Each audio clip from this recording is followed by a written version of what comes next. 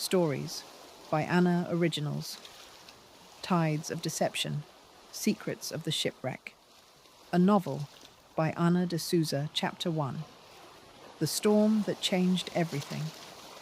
The sea had always been part of Seaview. It fed the fishermen, welcomed tourists during the summer months, and gave the small coastal town its peaceful charm.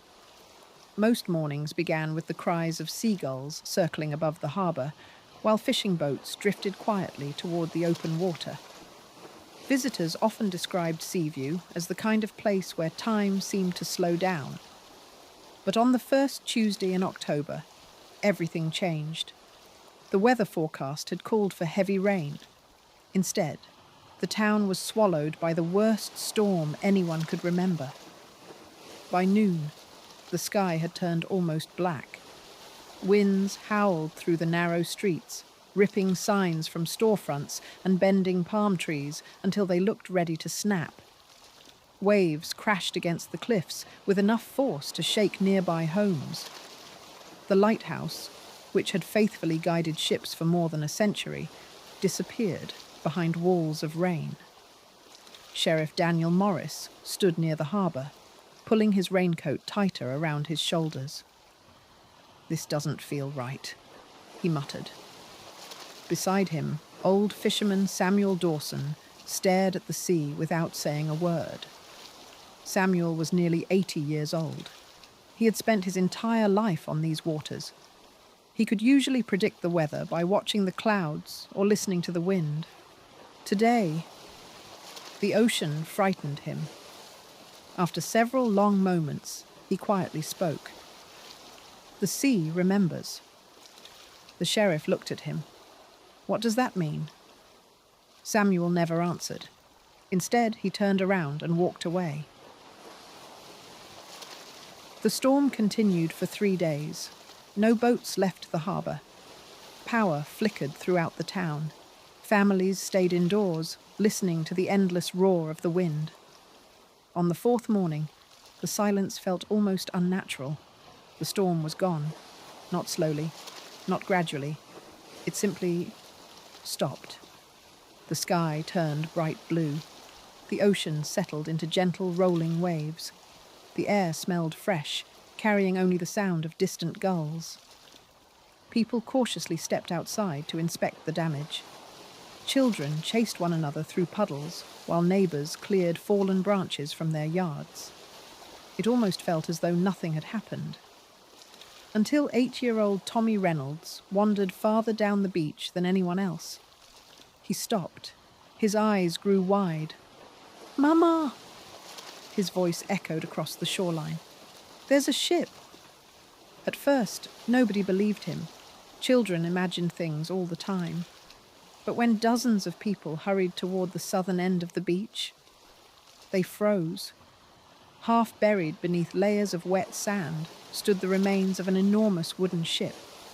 Only the bow and part of its side were visible, but it was enough to silence the crowd. The vessel looked ancient. Its timbers were black with age. Barnacles covered its sides. Seaweed clung to broken railings. Yet despite spending what appeared to be centuries beneath the ocean, much of it remained strangely intact. "It wasn't here last week," someone whispered. "No," another answered. "It couldn't have been." Within minutes, nearly the entire town had gathered around the discovery. Phones appeared, pictures were taken, videos flooded social media, news stations interrupted regular programming. Mysterious shipwreck appears after historic storm experts immediately began offering theories. Some believed shifting sands had exposed a forgotten merchant vessel. Others suggested it could be a pirate ship. A few insisted it was simply another abandoned wreck. But Samuel Dawson stood quietly at the edge of the crowd. His weathered face lost all colour. He removed his hat, crossed himself, then whispered words almost nobody heard. "She finally came home." 300 miles away, inside a marine archaeology laboratory overlooking the Atlantic Ocean, Dr. Lily Carter watched the breaking news while reviewing sonar scans from an underwater reef survey. She wasn't paying much attention. Shipwrecks appeared on the news every few years. Most turned out to be nothing remarkable. Then the camera zoomed closer. Everything around her seemed to stop. The curved shape of the bow, the carved wooden railing, the unusual figurehead hidden beneath layers of seaweed. She stood so quickly her chair rolled across the room. "No," she whispered. Her heartbeat quickened. She hurried across the laboratory and unlocked an old filing cabinet that hadn't been opened in years. Inside sat a weathered leather journal, her father's journal. She carefully opened it. Its pages smelled of salt water and age.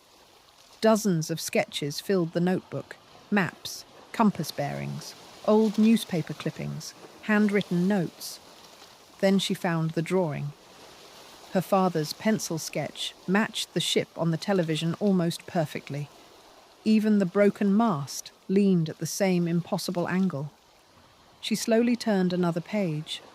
Across the top, written in faded ink, were words she hadn't read since the day he disappeared. If the sea ever returns her, trust no one.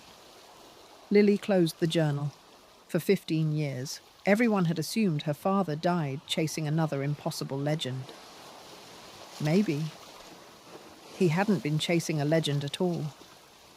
Across the country, another pair of eyes watched the same news broadcast. Ethan Blake leaned back in his chair aboard his research yacht, the Horizon. Most people called him a treasure hunter. He preferred another title, explorer. He wasn't interested in stealing history. He wanted to preserve it. His grandfather had raised him on stories about forgotten ships, hidden journals, and secrets buried beneath the sea. Most people laughed at those stories. Ethan never did.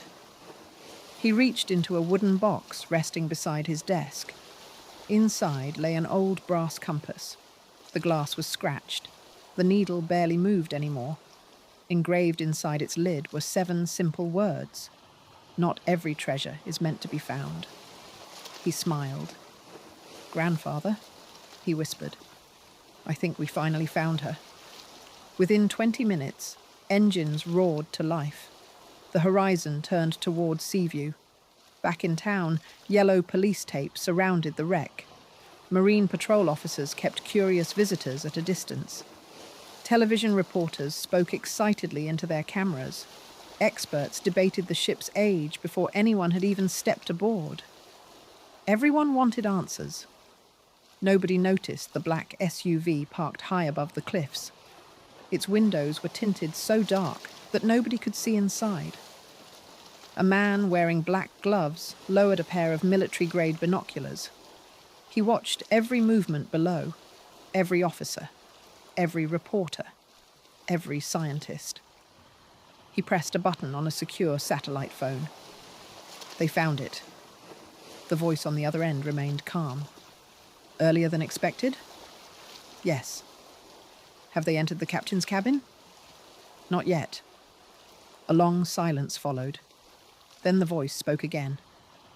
"Good. What are your orders?" The answer came without hesitation.